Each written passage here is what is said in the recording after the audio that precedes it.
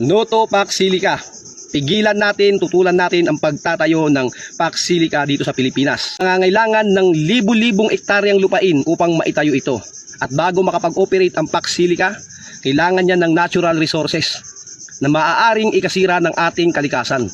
Ano-anong natural resources ang kailangan niyan? Copper at nickel. Paano nakukuha ang copper at nickel? Sa pagmimina sa kabundukan, pagkakalbo ng kabundukan. Ang kabundukan, ang proteksyon natin tuwing may bagyo, may kalamidad. Hahayaan ba natin sirain ang mga natitirang proteksyon natin? At pangalawa, nangangailangan ang Pax Silica o AI data center pag nag-operate na yan, nangangailangan yan ng malaking water consumption. Nangangailangan yan ng 60 million to 90 million liters per day. Isipin mo kung gaano kalaki o gaano karaming tubig ang kinakailangan yan para na makapag-operate. Wala pa ngang Pax Silica sa Pilipinas. Tuwing El Nino, tuwing summer, nagkakaroon na tayo ng water shortage. Yung tubig na ginagamit dyan, hindi tubig dagat. Yung tubig na iniinom mo, nililigo mo, yun ang gagamitin dyan. Para ma-cool down yung system, yung malalaking computer machine sa Pax Silica na makapag-operate ng 24/7. Pangatlo, nangangailangan ng malaking power consumption ang Pax Silica. 3 gigawatts per day, equivalent of 3 million kilowatts per day. Posible ring tumaas ang bill natin sa kuryente dahil ipapashoulder na naman yan sa mamamayan ang mga ginagastos o mga nagagastos na electricity na kuryente dyan sa Pax Silica na yan. Sinong apektado? Mamamayang Pilipino, mahihirap. Tuwing may bagyo, may baha, may ulan, ang apektado. Mga mahihirap na Pilipino. Ay ang mga nag-a-approve ng mga politiko na yan. Mayayaman yan eh. Mga negosyante yan. Huwag niyong gawing negosyo ang Pilipinas. Knowing na nakakasira ng kalikasan tapos a-approvean ng gobyerno natin. Ganito po kapatid ha, bakit maapektuhan tayo ng Pax Silica? Sa katuna RA 12252, naging 99 years na ang pag-lease, ang pag-upa, ang pag-abang nila sa ating lupa. Ergo, mas matagal yung stay nila in which wala na pong makakapigil dahil sino pang buhay niyan? 99 years na upahan imong lupa? Are you still alive?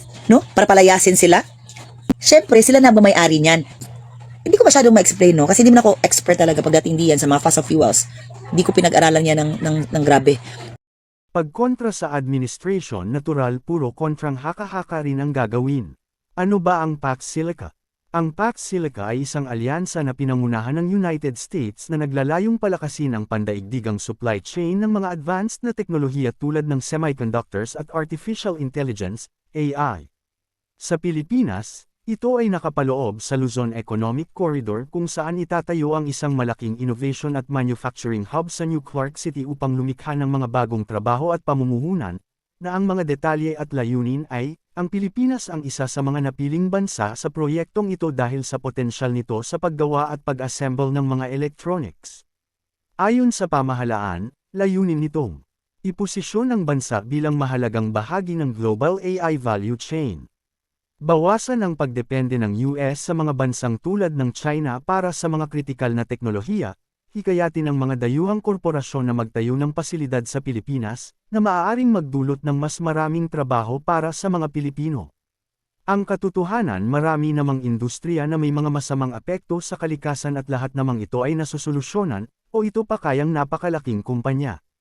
Kaya ang mga sinabi ng dalawang itong nasa video ay mga katangahan na impluensyado ng mga leaders na kontra sa administration. Ang katotohanan kung natapat sa pinapaborang leader nila ito, tiyak, puro pag-aangat ang sasabihin ng mga ito. Natural anuman ang kakulangan o mga dapat gawin ay yan ang uunahin ng kumpanya. Yung Pax Silica ang solusyon sa baha. Ang galing ng gobyerno, yon ang ginawa nilang flood control solution. Kasi isipin mo, pag naubos na yung tubig, wala nang baha. No water, no flood. Kaya nga lang, baka mawala na lang rin tayo kasi wala nang drinking water. Wala nang malinis na tubig. Sinasamantala kasi ng US kasi alam nilang tanga yung gobyerno natin.